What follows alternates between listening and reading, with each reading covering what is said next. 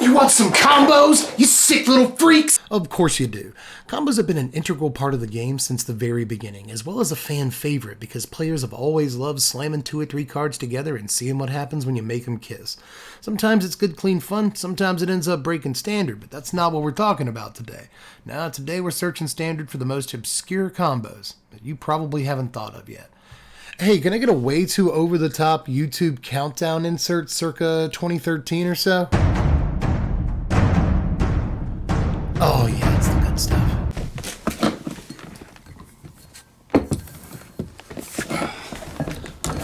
God. Oh goodness. Sometimes you gotta really dig to find these hidden combos. Now, the first one, there's a pillow under my bed. It's covered in fur. The first one is actually one of the coolest ones in the whole video. You know, you heard of Rivaz? You guys heard of Rivaz? He's the dragon guy. He casts dragons out of your graveyard. Seems pretty cool. Seems like a cool thing to be able to do, right? The problem is dragons usually cost like all of the mana in the entire world. So sometimes it's kind of tough to just go willy-nilly recasting dragons out of your graveyard, right? So a good way in current standard to get around that is to use a card that's existed forever. And we've all just kind of forgot that it was there. You guys remember Lord of the Forsaken? You remember this card coming out? And a couple of us were like, oh, kind of a Lord of the Pit callback, looked good. And then the next day we just all forgot about it entirely. So as long as you got a couple of life laying around, right? I mean, you gotta have some life, but still you can recast big old boys out of your graveyard at pretty much no mana cost to you, just by tapping your Rivaz, which is kind of nice. You cast like a Shivan Devastator out of your graveyard, and it's effectively like a Channel Fireball, kind of. We covered that at the beginning of the video. Remember that? It's good times. And now I just have to figure out how to get off of my floor. I thought it was going to be easy enough, but now that I'm down here, I realize that I am in my 30s. So I'll see you guys in the next one. Heard you wanted some combos. So there are a lot of cards in Magic that put stuff on top of libraries, and we tend to think that those are like pretty bad cards. And they do tend to be, right? Like Slimefoot Survey. This just came out in Dominaria United. And it looks fairly terrible. You know what I mean? Like, oh, why didn't it just put the card in your hand? Well, that's probably because it's supposed to work with Hidetsugu. Have you thought about it that way, right? Hidetsugu, if you pay 3 mana, can look at the top card of your library and then deal an amount of damage to whatever equal to the mana cost. So Slimefoot Survey goes and gets a 5-drop, because that's what it can do. It's equal to your domain, right? Yeah. So you go get a 5-drop, you put it on top. And then you set a stop if you don't have enough mana. During your next upkeep, you can pay mana with Hidetsugu, and you look at the top card of your library, and oh my god, it's a 5-drop. So you just like 5 somebody in the face, or you just like kill a creature or something like that. And then you can still play the guy you were going to draw anyway, and you also draw another card for the turn. So that's kind of neat. But either way, yeah, the Hidetsugu, if you're looking for something cool to do with this really cool card that nobody ever plays with, Slimefoot Survey, not a super cool card, but nobody ever plays with that either. But they work really well together, it turns out. You should try it. By the way, do you guys get this bit? I'm on top of a library. This is what I'm trying to... There's like books. I'm trying to do it. But anyway, what's the next bit? What do we got planned for the next one? It should be better than this.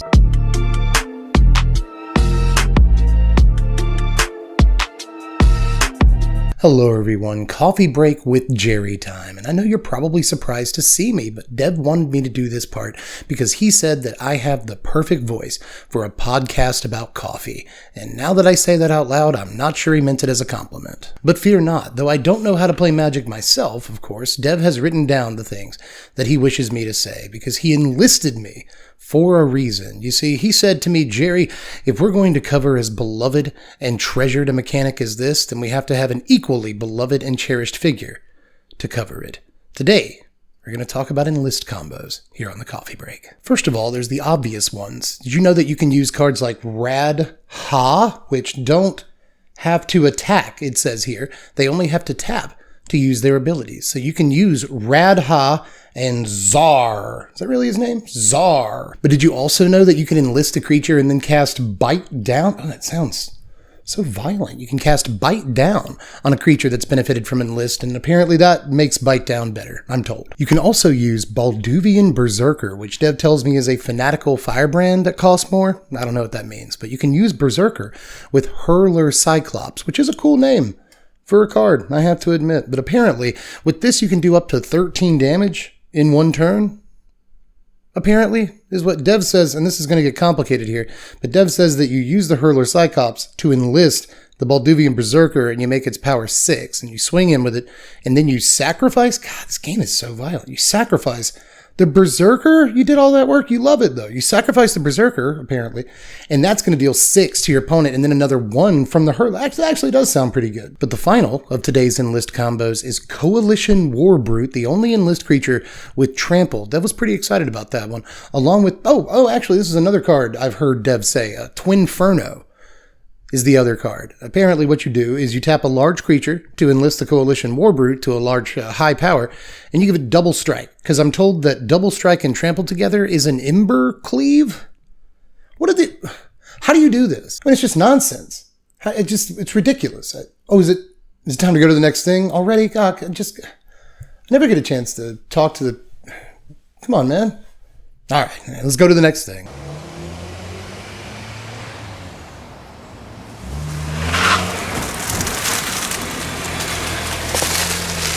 Some people want to go fast. You know, some people think that to win on turn 3, you got to be bad. You got to be bold. You got to be wiser. You got to be hard. You got to be tough. You got to be stronger. And all the other things that Desiree says in her hit song. But I'm here to tell you that all you need to win on turn 3 is a Neshoba Brawler, along with a Gaia's Might and a Twinferno. Now, old Dev's not going to lie to you here. You are going to have some land magic, but it's possible to make this happen by playing Triome on turn 1, basic lands on 2, Neshoba Brawler on that same turn, and then turn 2 you can Gaia's Might your Neshoba Brawler. That makes him a 10-10, and when you Twinferno, that does 20 damage, which I think, if I'm not mistaken, you can hit me in the comment section if I'm wrong, I think that's your starting life total. Chicken, you can't be here. I'm supposed to be like a wild man for this bit. You know what I mean? And they're just kind of ruining that. That's all right. It's time for the next thing anyway. What is the next thing? Oh, it's the cereal bit. That one's dumb. I heard you wanted some combos. You know, some of the most treasured combos of all time are loops. These are things you can do over and over, often going infinite, but some of my favorite versions of these are just value-based loops that only go around once or twice. I like to call these droop loops. There's a few of these in Standard, but probably my favorite right now is Vohar and Urborg Repossession. This is a nice little limited combo that ports over nicely to your Standard Sultai decks. In case you're not seeing it, the Vohar can get back the Repossession, and the Repossession can get back the Vohar. Now, eventually in this loop, the Repossession is going to get exiled because that's how Vohar reads. That's what her text box says. That kind of sucks, but the fact that you can only do this loop once doesn't mean that it's a bad loop. Again, especially in those Sultai decks, where you're going to have a lot of cards that are worth getting back with the Repossession, and even if you only get to recast it once, that's enough value to win the game a lot of the time. Tastes droopy.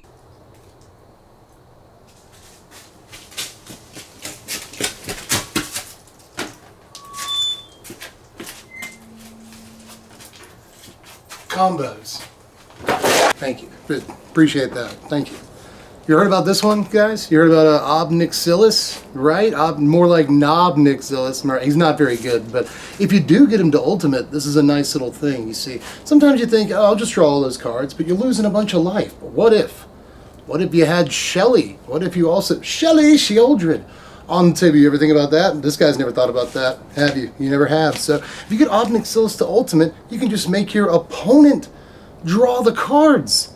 I know it sounds crazy, but they're going to take 14 right then and there. You're going to say, go, they take another 2, they're probably dead, right? And that's the real joke here. That's funnier than this whole bit. This bit's not very funny. Does anybody even remember improv stand-up that used to take place in front of a wall? You guys remember that? It's a good last combo though. It's a good one if you wanted one that actually has cards in it that people play with. It's probably why it's number 1. But that's it's a video. That's the whole thing. But yeah, that really is the whole video. Hope you liked all the combos and stuff. You know, maybe you picked up some limited tricks in there. Maybe you want to try out some janky stuff in Standard. It's all up to you. I'm not your boss. I just like to give you information. Of course, you can give me some information. Let me know in the comments down there what your favorite hidden combos nobody knows about in Standard. If you want to give up the tech, that's up to you. But aside from that, remember that I have a Patreon. You can give. I've been doing weird stuff lately. If you like it, maybe throw me some money so I can do weirder stuff. You know, just spend it towards doing weirder things, and that'd be a great help if you wanted to do that. Aside from that, I play Magic on Twitch at an address that will be in the description box, along with the address to my Patreon.